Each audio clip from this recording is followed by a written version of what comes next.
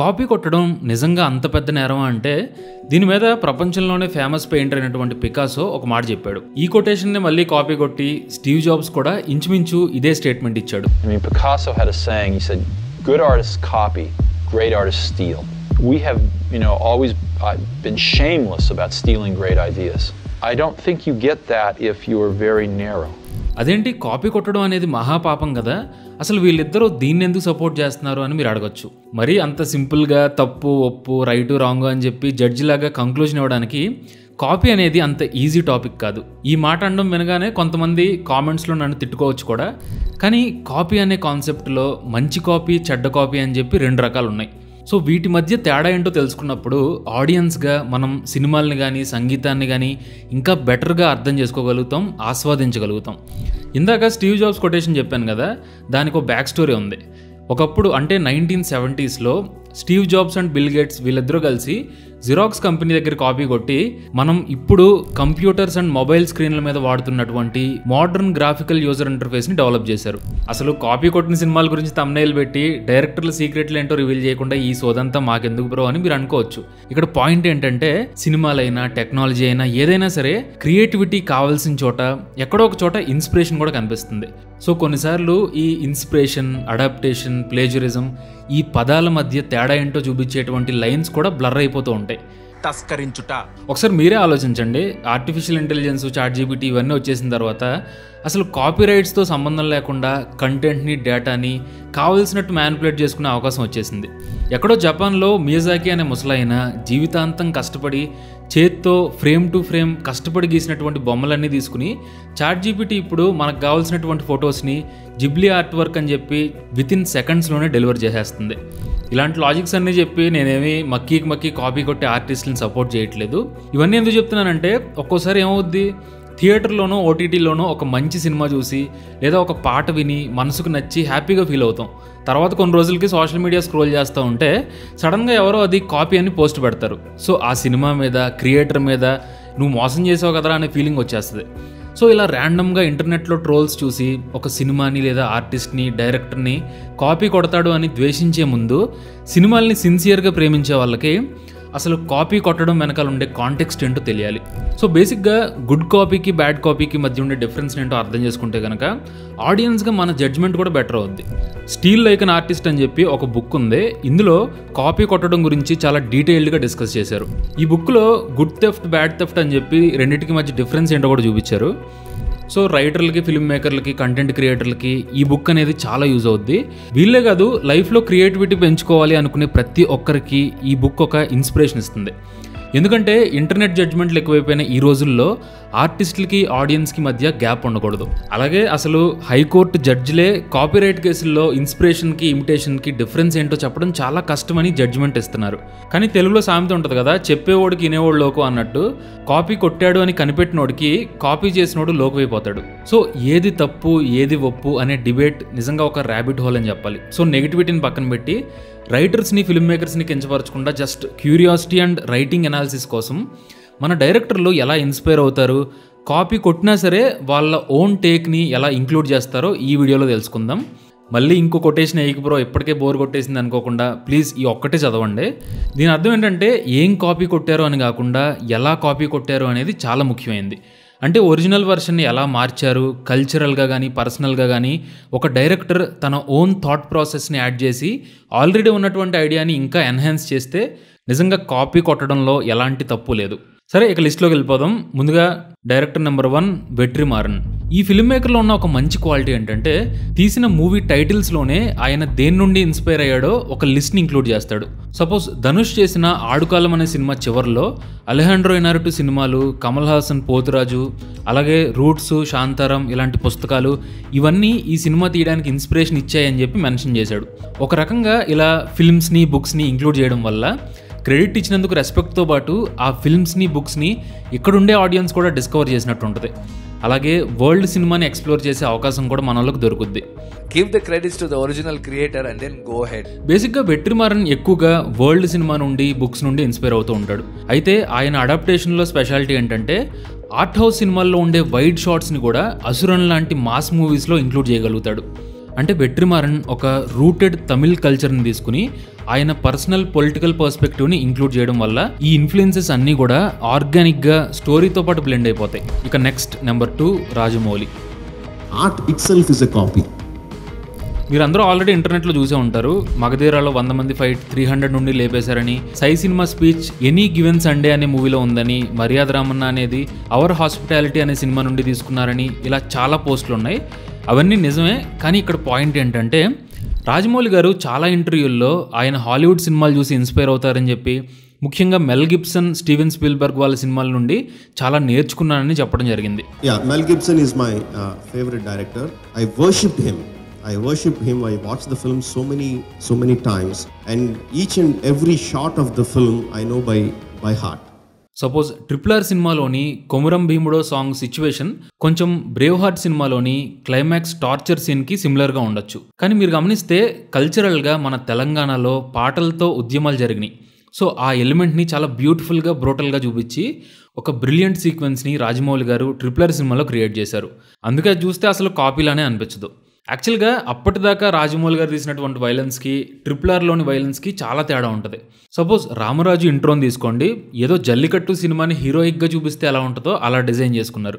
So Rajamouli గారు copy కొట్టినా సరే ఒరిజినల్ని బెటర్ చేస్తూ మన తెలుగు కమర్షియల్ సెన్సిబిలిటీకి ఎమోషన్స్కి మ్యాచ్ అయ్యేలాగా చాలా జాగ్రత్తలు తీసుకుంటారు. ఆ కాపీ అన్నది ఏదో ఎక్కడెక్కడో ఎతికి ఎక్కడ తెలియని దాన్ని కూడా తీసుకొచ్చి పెడతా ఉంటారండి. So that's part and parcel of film making అది.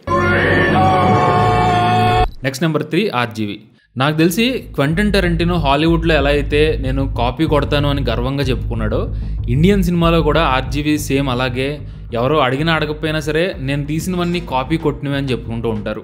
అలాగే ఇక్కడ ఇంకో ఇంట్రెస్టింగ్ కామన్ పాయింట్ ఏంటంటే వీళ్ళిద్దరూ కూడా అప్పట్లో వీడియో క్యాసెట్ స్టోర్లో పనిచేసేవాళ్ళు. సో డైరెక్టర్ల కంటే ముందు వీళ్ళిద్దరూ బిగ్గెస్ట్ మూవీ బఫ్స్ అని చెప్పొచ్చు. ఆర్జీవి చాలా హాలీవుడ్ సినిమాల నుండి ఇన్స్పైర్ అయ్యారు. మెయిన్గా గాడ్ ఫాదర్ అనేది ఆర్జీవికి all time favourite cinema. So Satya Company దగ్గర నుండి సర్కార్, వంగవీటి వరకు ఎక్కడో ఒక చోట గాడ్ ఫాదర్ ఇన్ఫ్లుయెన్స్ అనేది క్లియర్గా కనిపిస్తుంది. అలాగే ఎగ్జార్సిస్ట్ లాంటి హారర్ మూవీ కూడా ఆర్జీవి మీద బలమైన ఇంపాక్ట్ చూపించింది. సో వరుస పెట్టి రాత్రి, దెయ్యం, భూత్, ఫూంక్ అని చెప్పి చాలా సినిమాలు చేశారు. బేసిక్గా ఆర్జీవి అడాప్టేషన్ అనేది మోస్ట్లీ హిట్ అండ్ మిస్సే ఉంటుంది.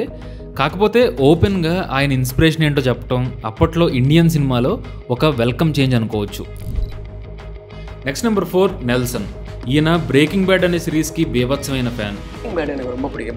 பிகாஸ் என்னை பொறுத்த வரைக்கும் one of the all time best writing இது வந்து డ్రామా, రిటర్న్ డ్రామా வந்து breaking bad.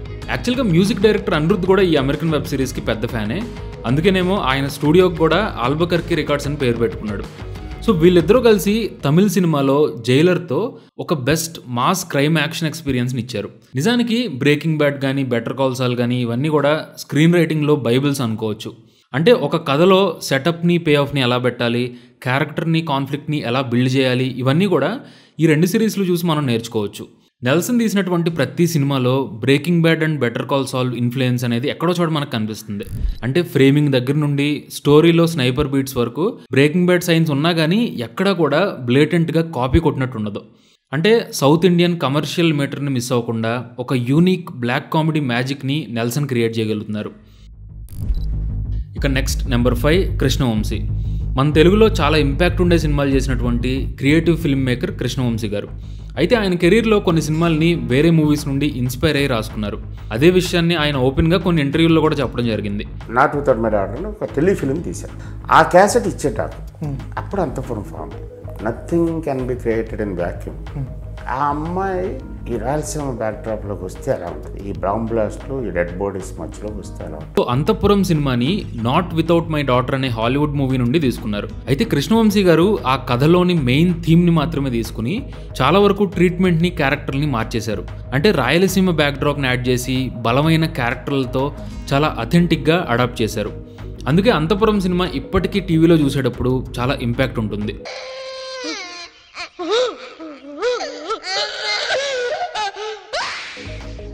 Next number 6 Sukumar. మేము కష్టపడి థింక్ చేసి ఆలోచించిన సినిమాని తీసుకొచ్చి ఇలాంటి చేస్తే ఇంకా అనవసరం నేను కాపీ చేసుకున్నా కూర్చొని సినిమాని తీసుకుని కష్టపడి ఆలోచించాల్సిన అవసరం లేదు నాకు. ఇంకా చాలా కోపం అనిపిస్తుంది, బాధ అనిపిస్తుంది నాకు. నిజానికి సుకుమార్ గారు చాలా వరకు ఒరిజినల్ ఫిల్మ్సే తీయాలి అని తపన పడే ఫిల్మ్ మేకరే. అయితే ఆయన మూవీస్ మీద కూడా వేరే ఫిల్మ్స్ ఇన్ఫ్లుయెన్స్ ఖచ్చితంగా కనిపిస్తుంది.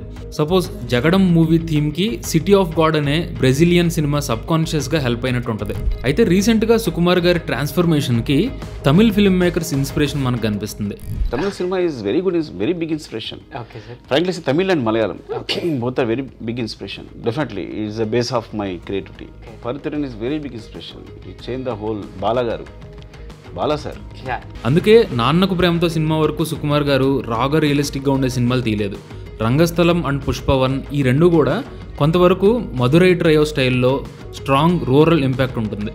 సో సుకుమార్ గారు కమర్షియల్ ఎలిమెంట్స్ని రస్టిక్ రూరల్ సెటప్లో సక్సెస్ఫుల్గా కన్వర్ట్ చేయడానికి ఎంతో కొంత తమిళ్ సినిమా హెల్ప్ అయి ఉండొచ్చు. Next number 7 Lokesh Kanagaraj. నాకు తెలిసి వెట్రిమారన్ని చూసి ఇన్స్పైర్ అయ్యి లోకేష్ కూడా ఆయన టైటిల్స్లో ఏ మూవీ ఇన్స్పైర్ చేసిందో మెన్షన్ చేయడం మొదలుపెట్టారు. అందుకే ఖైదీ, మాస్టర్, లియో ఈ సినిమా టైటిల్స్లో ఆయన ఇన్స్పిరేషన్ ఏంటో మెన్షన్ చేయడం జరిగింది. బేసిక్గా లోకేష్ కనగరాజ్ మీద 80s అండ్ 90sలో వచ్చినటువంటి కమల్ హాసన్, పోతురాజు, సత్య, నమ్మవర్ ఇలాంటి సినిమాల ఇన్ఫ్లుయెన్స్ ఎక్కువ ఉంటుంది. వీటితో పాటు కాన్ ఎయిర్, డైహార్డ్ లాంటి హాలీవుడ్ సినిమాల్లోని ప్రిమైస్ని, సెటప్ని లోకల్ తమిళ్ ఫ్లేవర్తో బ్యూటిఫుల్గా అడాప్ట్ చేశారు. అందుకే ఖైదీ, విక్రమ్ లాంటి మూవీస్ అథెంటిక్గా అట్ ద సేమ్ టైం యూనివర్సల్గా చాలా గ్రిప్పింగ్ ఉంటాయి. Next number 8 Trivikram. వరకు కొంచెం కథలు రాయటం ఈజీగా ఉండేది. వచ్చిన ఇంగ్లీష్ సినిమాలను చూసి తెలుగు సినిమా కథ రాసుకోవడం ఇప్పుడు కొంచెం ఏంటంటే కష్టం. అందరికీ యాక్సెస్ పెరిగిపోయింది. వరల్డ్ సినిమా అంతా కూడా ఇప్పుడు ఇంట్లో ఉంది. మన కథే చెప్పాలి, వేరే దారి లేదు. మన తెలుగు ఇంటర్నెట్ స్పేస్లో కాపీ ఫిల్మ్ మేకర్ అని చెప్పి త్రివిక్రమ్ గారి మీద ఉన్నంత హేట్ నాకు తెలిసి ఇంకే ఫిల్మ్ మేకర్ మీద లేదేమో అనిపిస్తుంది. సెర్చ్ చేస్తే త్రివిక్రమ్ గారు కాపీ కొట్టిన సీన్ లిస్ట్ కూడా పెద్దదే ఉంటుంది. అయితే వీటిలో గుడ్ కాపీస్, బ్యాడ్ కాపీస్ ఈ రెండూ ఉన్నాయి. సపోజ్ నువ్వు నాకు నచ్చావు సినిమాలో డైనింగ్ టేబుల్ సీన్ తీసుకోండి. ఇది మీట్ ద పేరెంట్స్ అనే మూవీ నుండి ఇన్స్పైర్ అయ్యారు. కొంతమంది ఈ సీన్ని పక్కా కాపీ అని చెప్పి క్రిటిసైజ్ చేస్తూ ఉంటారు. కానీ మీరు ఈ రెండు సీన్స్ని పక్కన పెట్టి అబ్జర్వ్ చేయండి. ఐడియా ఖచ్చితంగా ఒకటే, కానీ ఎగ్జిక్యూషన్ అండ్ అడాప్టేషన్లో చాలా డిఫరెన్స్లు ఉన్నాయి. సపోజ్ నువ్వు నాకు నచ్చే సినిమా తీసుకోండి. ఇందులో పింకీ క్యారెక్టర్ డైనింగ్ సీన్లో వెంకీకి సైలెంట్గా క్లూస్ ఇస్తూ ఉంటుంది. దీనికి సెటప్ లాగా అంతకు ముందు సీన్లో వెంకీ బస్ స్టాప్ దగ్గర పింకీని సపోర్ట్ చేయడం, అలాగే ఈ సీన్కి ఒక ఎమోషనల్ పే ఆఫ్ లాగా పింకీ కోపంతో హీరోని కొట్టడం, ఇవన్నీ కూడా ఒక ఇంట్రికేట్గా డిజైన్ చేసినటువంటి స్క్రీన్ ప్లే ఎలిమెంట్స్ అని చెప్పాలి. బేసిక్గా త్రివిక్రమ్ గారు ఈ సీన్ని చాలా బాగా రాసుకున్నారు. మీట్ ద పేరెంట్స్ మూవీలో కూడా మదర్కి సంబంధించినటువంటి అస్థికలు ఉంటాయి, కానీ దానికి పెద్దగా ఇంపార్టెన్స్ ఏమి ఉండదు. అదే మీరు నువ్వు నాకు నచ్చావు సినిమాని తీసుకోండి. అందులో అమ్మ ఫోటో వల్ల హీరో హీరోయిన్స్ మధ్య లవ్ స్టోరీ స్టార్ట్ అవుద్ది. ఫస్ట్ టైం వెంకీ హీరోయిన్ కళ్ళు చూసి డిస్టర్బ్ అవడానికి ఈ సీన్ అనేది హెల్ప్ అవుద్ది. అంతకుముందు డైలాగ్స్లో కూడా వెంకీకి బొమ్మలేసే అలవాటు ఉందని చెప్పి ఎస్టాబ్లిష్ చేశారు. సో ఇవన్నీ చూపించి ఇక్కడ నేను చెప్పదలుచుకుంది ఏంటంటే త్రివిక్రమ్ గారు గ్రేటెస్ట్ తెలుగు స్క్రీన్ రైటర్స్లో ఒకళ్ళు, అందులో ఎలాంటి డౌట్ లేదు. కానీ ప్రజెంట్ ఆ టాలెంట్ ఖచ్చితంగా మిస్ అవుతుంది, అది కూడా నిజమే. దాన్ని కూడా నేను కాదనట్లేదు. కాకపోతే కాపీ కొట్టడం దానికి రీజన్ కాదు, ఇన్నోవేషన్ లేకపోవడం. సో అట్లీస్ట్ నెక్స్ట్ రాబోయే సినిమాల్లో అయినా సరే ఆ పాత త్రివిక్రమ్ మళ్ళీ రావాలని నేను కోరుకుంటున్నాను. తర్వాత నెంబర్ 9 కార్తీక్ సుబ్బరాజ్. టైటిల్స్లో ఫాంట్ దగ్గర నుండి చాప్టర్ వైజ్ స్క్రీన్ ప్లేని డివైడ్ చేయడం వరకు కార్తీక్ సుబ్బరాజ్ టరంటినోని ఫాలో అవడం మనకి క్లియర్గా కనిపిస్తుంది. కానీ కార్తీక్ సుబ్బరాజ్ సినిమాల్లో బాల్చందర్, మహేంద్రన్ లాంటి 80s తమిళ్ లెజెండ్స్ ఇన్ఫ్లుయెన్స్ ఇంకా ఎక్కువ కనిపిస్తుంది. ముఖ్యంగా ఇరైవి అనే సినిమాలో ఫీమేల్ క్యారెక్టర్ని, సొసైటీలో వాళ్ళు ఎదుర్కొనేటువంటి కష్టాలని ఒక క్రైమ్ డ్రామా లాగా కన్వర్ట్ చేసి మంచి ఎక్స్పీరియన్స్ ఇచ్చారు. అలాగే జిగర్దండ లాంటి సినిమాకి ప్రిమైస్ కొరియన్ మూవీదే కానీ మధురై లోకల్ ఫ్లేవర్తో ఎక్కడా కూడా వేరే సినిమా ఇన్ఫ్లుయెన్స్ లేకుండా మ్యాక్సిమం ఒరిజినల్ విజన్తోనే చూపించారు. ఇక నెక్స్ట్ ఫైనల్గా the best number 10 Kamal Haasan. ఇక్కడ నేను కమల్ హాసన్ గారిని యాక్టర్గా కాదు, ఒక స్క్రీన్ రైటర్గా మాట్లాడుతున్నాను. మెయిన్ ఐడియా వేరే మూవీస్ నుండి తీసుకున్నా కానీ కమల్ హాసన్ గారి అడాప్టేషన్, కథని స్క్రీన్ ప్లేగా నడిపించే విధానం కానీ నిజంగా మాస్టర్ క్లాస్ అని చెప్పాలి. సపోజ్ పోతురాజు అనే సినిమాని రషమోన్ ఎఫెక్ట్లో తీసినా కానీ ఎక్కడా కూడా original voice and vision miss అవ్వలేదు. అలాగే సత్యమే శివం సినిమాలోని basic idea planes, trains and automobiles అనే మూవీలో కనిపిస్తుంది. కానీ దేవుణ్ణి, కమ్యూనిజంని, హ్యుమానిటీ అనే ఎమోషన్ని వీటన్నిటినీ కమల్ హాసన్ గారు యాడ్ చేసిన విధానం ఆ మూవీనే ఒక కల్ట్ క్లాసిక్ లాగా మార్చేసింది. యాక్చువల్గా ఇవే కాదు, కమల్ హాసన్ గారు రాసిన కథల్లో వేరే ఐడియాని మన సెన్సిబిలిటీకి, సొంత ఐడియాలజీకి ఎలా అడాప్ట్ చేసుకోవాలో చాలా ఎగ్జాంపుల్స్ ఉన్నాయి. బట్ ఇవన్నీ కూడా కేవలం ఇన్స్పిరేషన్ లానే మిగిలిపోయినాయి. సో మూవీ లవర్స్, ఇవన్నీ చెప్పడంలో నా ఉద్దేశం ఒకటే, సరిగ్గా కాపీ కొడితే మంచి సినిమాలు అవుతాయి. అదే అడాప్టేషన్ ఏమీ లేకుండా సొంత పాయింట్ యాడ్ చేయకుండా చేస్తే బ్యాడ్ ఫిల్మ్సే కాదు, బ్యాడ్ కాపీస్ అని కూడా అనిపించుకుంటాయి. సో ఈ వీడియోని ఇక్కడ వరకు చూసుంటే thank you so much.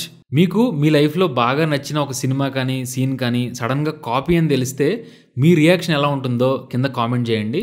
And మేము చేసే వీడియోలు కనుక మీకు నచ్చితే please subscribe and support filmy gigs channel. Thanks for watching this video.